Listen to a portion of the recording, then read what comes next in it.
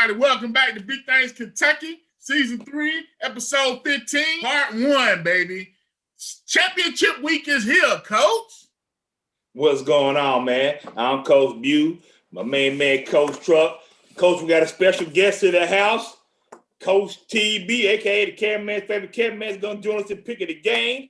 Coach, before we get started, make sure you subscribe and like and share Big Thing Kentucky on YouTube, Instagram, Facebook. You can find us anywhere, Coach, at Twitter.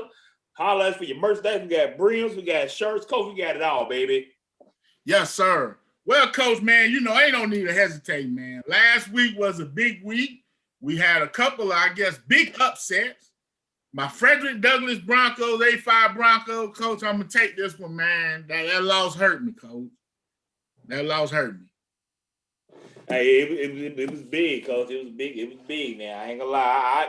I thought Douglass was good. Douglass made a good run. Came back in and made it a good game. Lost on the field goal. My heart goes out to the young man who missed the field goal. These young kids make mistakes. It happens.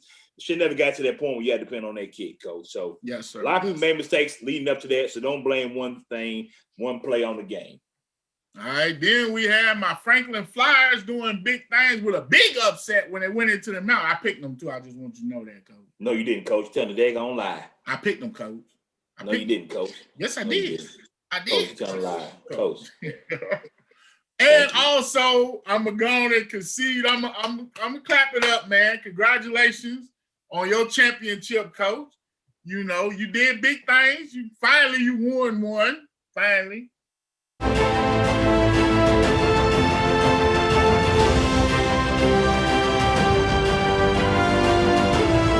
Because I did them all right, I can't come back. I want to accept this award on behalf of all the fat guys out there picking games. Coach, I did it all by myself. I'm great. I did it. You see it, Coach. Hey, first I'll thank my mama, my daddy for having me. I want to thank God. Thank all the little people, you, Coach TB, Justin, my wife and kids. You know, Coach, I'm great, Coach. Thank you for all those teams who I knew was great. Great like Coach Bew. Thank you. Are you done or are you finished? I'm finished, Coach. All right, man. Well, look, before we get started, man, you know, as we go into these state championship games, we got a chance to catch up with KHSAA head man, Mr. Julian Tackett. Here's our interview with him.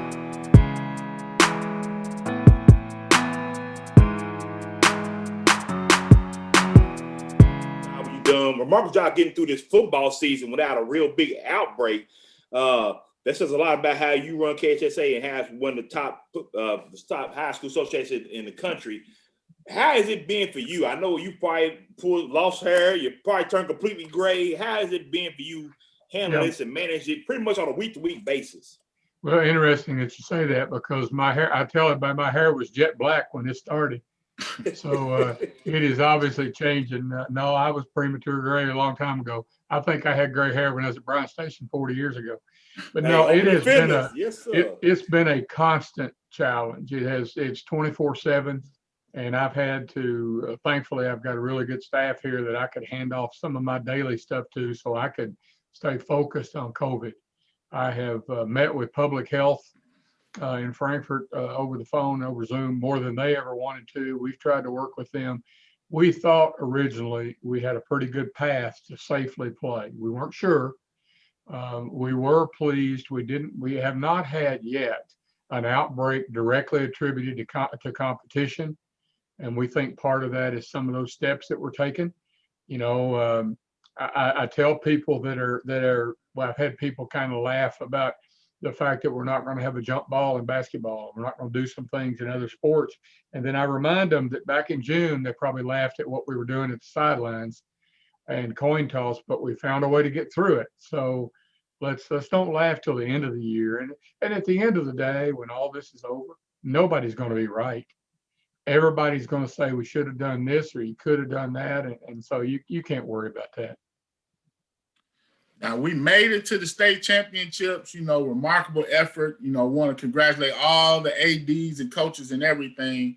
Now, as far as the games go at Kroger Field, I know it's a limited capacity and everything like that. What changed what was the biggest change on you guys' end as far as setting this up this year?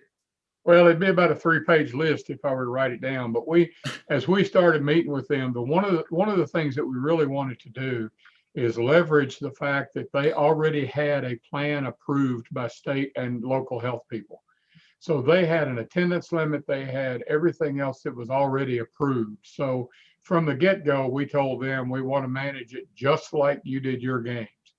Now that's a little more expensive for us, some of the health stuff and the cleaning, but at the same time, it's worth it. We don't have to go through. I've seen some of my peers in other states who are sitting there and they're just now getting word about whether or not their plan's going to be approved for their games, and they've had to go through. We were able to rely. Mark Hill, and he's one of Coach Barnhart's leads over there. Mark and his staff, Scott Geisinger and them, have just done a fantastic job making sure we were informed of all the changes, making sure we knew what had to happen. We are, things will be different. Little things, like we're not going to have a trophy presentation. We're not going to have all our Coaches of the Year awards or Player of the Year awards. Those are gathering opportunities, and those are opportunities for people that don't have symptoms to gather with others and perhaps spread the stuff. And until it's over, we just got to be careful. We'll take all the awards and we'll take them to the team bus, and what they do with them among their family is up to them. We also know that what happens, and let's take that one as a good example. When you have an event that has a post-game awards piece, it's an opportunity for everybody to hang around longer. It's an opportunity for people, the hangers-on, so to speak, want to get with you, and they want to get their picture made. And if they want to do that at school and risk exposure, that's fine. We didn't want to jeopardize any of the 6 games by doing something crazy at the first game. And that's the kind of thinking we've had to have since this thing all shut down, is what could we do, the best we could do to mitigate strategy. It's going to look unusual to look out there at the field or the stadium and not see a student section, because they're going to be all in little pieces, just like they were at UK games where they'll be socially distanced. But folks, my number one goal the entire year was whatever it takes to get the kids a chance to play. I'm not worried about adults that don't like it. I could care less. I guess 25 years of refereeing college football, basketball, I learned that every time you put air in a whistle, you didn't please but half the crowd.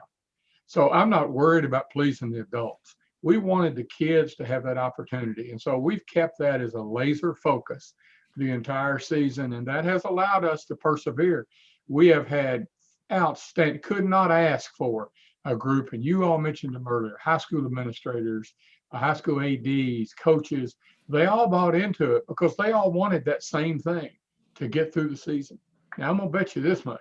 I'll bet you every team that got beat this year in the playoffs cried for a minute and then took a big sigh of relief, because it has been hard work all year long. From the time we set them back in June and we said you can start getting back together with them until the kickoff of the last championship game this weekend, it has been hard on our coaches and our ADs and our players. They've sacrificed a lot. And you can tell when people have gotten tired of that. Around Thanksgiving, obviously they got tired because people let their guard down, and we saw what happened to numbers. Same thing around Labor Day. Same thing when people got away. It's hard. It's hard to ask people to be away from your family for a holiday. But is it worth the investment of doing that for 1 year so you keep them around for the rest of the next few years? Yes, I mean, this thing's crazy. You can't control it. Yes, sir. Yes, sir. Absolutely. Absolutely, Ms. Tackett. Yes, sir. Going on with, so you decided to push the playoffs back a week, which gave a lot of teams a chance to get into the playoffs. Was that something you just kind of kept on the fly, or something you thought about the whole time we were going through the season? I probably started thinking about that myself about the first part of October, when we started looking at what was happening. And we started looking at, number one, people were getting fatigued at all the measures. They go to games and it was getting harder to get people to wear masks. It was getting harder to get people to sit apart from each other. And, it became evident that if we could push a pause button and let everybody kind of recharge and remind them that if you'll just take a deep breath, we may be able to finish this. I thought if we didn't, we were headed into, as my grandmother used to tell me, that light at the end of the tunnel was actually an oncoming train. if we didn't press the pause button and say, okay, guys, take a deep breath. Let's reset ourselves. Let's talk about our attendance limits.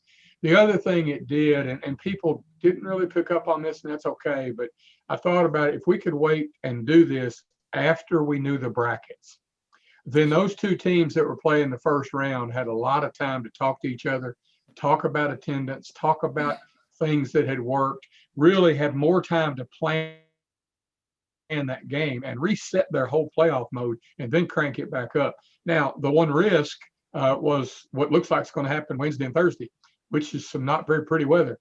But you know what? We've all seen those NFL films where the Packers wore those big coats and everybody waded around the snow. If we do that, that's fine. If it rains, everybody's got raincoats, but those kids can play. And so I thought about that for a while. It kind of, as you would like to say, it kept it in my hip pocket because I didn't want to get a lot of public debate about it, but I just kept thinking that was going to be the best thing to let everybody reset. And so far, I'll knock on the hardest thing I know, which is my head. So far, it seems to be working.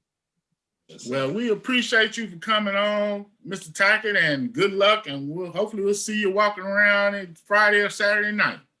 We'll be down there, and let's just hope we get that 6th trophy handed out. And everybody in the place takes a deep breath, and we go home and enjoy Christmas.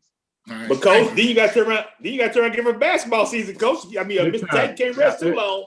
This is a 24/7 gig, but I signed on for it, and I knew what I was getting into. So, yeah, it's 24/7, and this year I think it's. I said the month of April lasted about 100 days. It has been a long year, but at least we're going to get through the fall. Hey, we appreciate it. Thank you very much for joining us today. Thank you. All right, thanks, guys. Appreciate you. Yes, sir. Yes. All right, Coach. Great interview with Julian Tackett. Coach, that was a big pickup. Get him on. Great job, Coach. Great work right there. Now, Coach, we slide over to the mountains, the eastern part of Kentucky, and holler our guys Darryl McCoy from Daryl and Dave.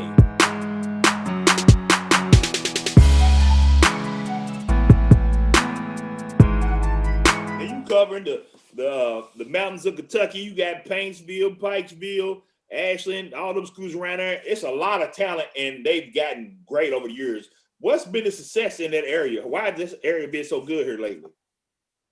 Honestly, man, we've always had that kind of talent here. It's just, we're just now getting noticed. I mean, you go back and you look at the teams. I mean, the mountain teams, they bring something different to the table. I mean, whenever teams from across the state travel to play them, you're in for a dogfight. It just means more here in the mountains. And, on Friday nights, that's where everybody's at. Everybody's at the game.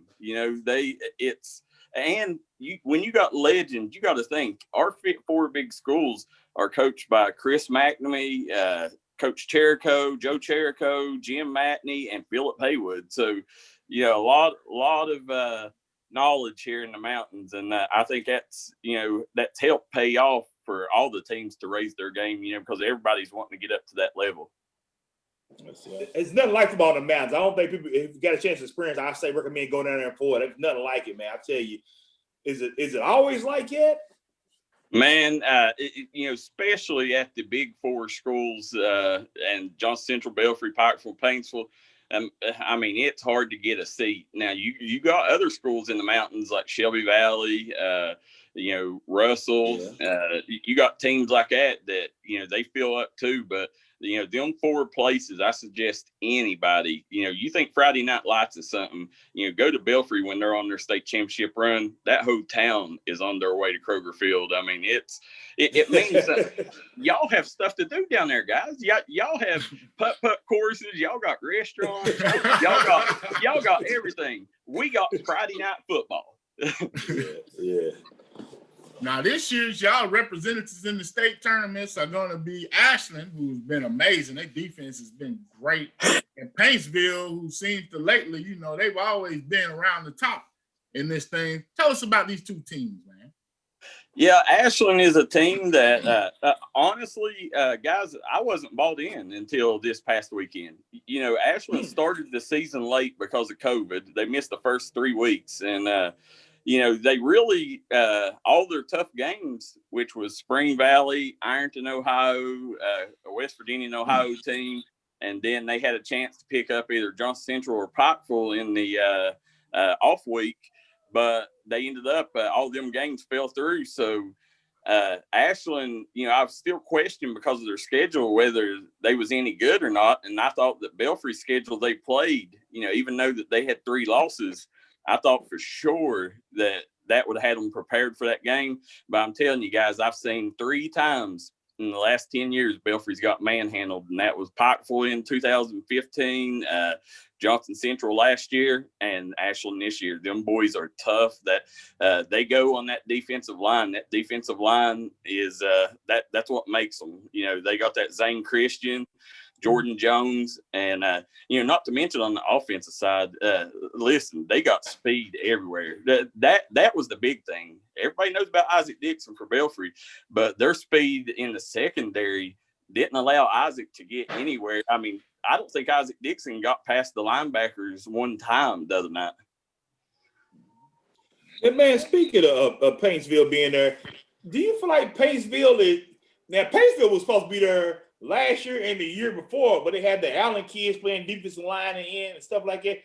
Wasn't Paintsville loaded to be there the last 2 years? And then are you surprised to see them there this year? Well, they made it there last year, and they ended up getting waxed by Pikeville in the championship game. And then this year, they had what people don't realize is they had the kid from McGoffin County that had 200 tackles last year transfer over. So he joined the team to help replace Jalen Allen. And, Paintsville's went through a lot of adversity. They had a wide receiver starting quarterback for their last 3-4 games of the season. But this team is very well coached. And, as far as offensive line, it's probably the third best offensive line we got here in the mountains. So they really win in the trenches. And it's not the thing about Paintsville is that these kids are tough. They got a really tough quarterback and they got tough players at skill position.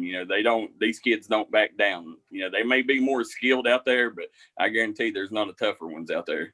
You consider the Franklin County game an upset over Johnson Central last week? How do y'all feel about that one?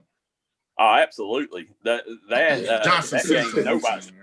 Nobody's seen that coming. Johnson Central, regardless of class, I think most people had them second in state behind Trinity. You got Big Grant Bingham on the line that's got offers from everybody but Alabama and Ohio State. Then, they got Dylan Preston. I mean, they got named all around. And this was the year that, a lot of people thought this was Matney's best team yet. But here's the thing, the same thing that happened to Kentucky football, you got to wonder, with coaches like Jim Matney and Philip Haywood, I don't think it's that. I think this year that, these teams are just, more one-dimensional. But you got to wonder, is the game, evolving, and is these passing teams like Franklin County able to come in here? That's always gave Belfry a problem, is the passing teams. Is it time that, these teams change their ways and, switch over to more of a wide open offense? It's going to take for Paintsville to get this victory, Darryl? Well, Paintsville, facing off against Kentucky Country Day, Paintsville, they've been, since Pikeville went out, that kind of, to most people, that thought that, that cleared the path for Paintsville to win this state title. Last year, they got there and just faced a buzzsaw in a special Pikeville team. But this year, it's people don't realize this. This is Paintsville's 100th anniversary. And they got a chance to win this state title. How special would that be? Their first state title in their 100th year anniversary. Basically, these guys, they gotta be able to. Paintsville's had trouble at times this year being able to run the football as good as their line is. They got to be able to run, and they got to be able to put points on the board against Kentucky Country Day, because they're a team that don't have a hard time scoring at all. So Paintsville, basically, they just got to make sure they score points, because their defense, I can guarantee you, it's going to be there. Now, it's up to the offense. Now we got Ashland coming in too. What's it going to take for them to get a state championship? That's tough. Ashland, the team that I seen the other night, that was the best team in the state. I honestly, all year, I thought Belfry was going to win another one. And this team here is this Ashland team. At times, if you force them to throw the ball, they have problems. That they got big issues throwing the ball, but their quarterback is, I mean, he's a guy that can absolutely hurt you on the ground, as we seen Friday night. And they need a big game from him. They need to limit turnovers, and that D line, if they play like they did the other night, I really think that Ashland could spread this thing open and end up winning by a couple touchdowns. I mean, Ashland's that tough of a team. But that being said, guys, it wouldn't surprise me. Ashland's undefeated. They're facing an undefeated E-Town team. It wouldn't surprise me if E-Town's able to beat them. But the speed that this has got, Keontae Pittman just signed with Army, and he's not even listening. He got 3A Player of the Year, guys. JT Garrett may be the best player on this team. And, he's, I can guarantee JT Garrett's the fastest kid on this field. So their speed and in the secondary, it's going to be tough for E-Town to do anything with that. I mean, that was the biggest difference maker. So I think Ashland's got a chance to win by a couple touchdowns here.